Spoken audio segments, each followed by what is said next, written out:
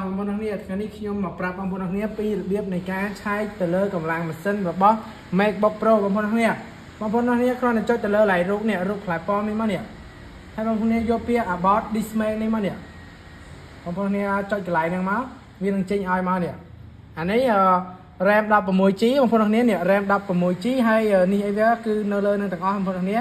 ហើយជាមួយ hard disk បងវាអីចេញមកនេះបងប្អូនគ្នានេះចាំមើលខ្ញុំបរិយាធំបងប្អូនគ្នាមើលតោះ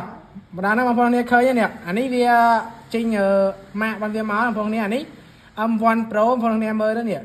ហើយនេះ version វា26គឺថាខ្ពស់ខ្លាំងមែនតើ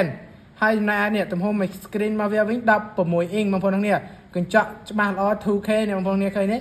ហើយអានេះ RAM 16GB SD 512GB បងប្អូនគ្នាមើលបានហើយឆែកទៅលើថ្មបងប្អូនគ្នាមើលថាដឹងថាកុំព្យូទ័រហ្នឹងប្រើប្រហែលដងអីប្រហែលដងបងប្អូនគ្នាចុចកន្លែងនេះកន្លែងថ្មនេះបងប្អូនគ្នាចូលមកកន្លែងនេះ battery ស៊ីវាហ្នឹងមក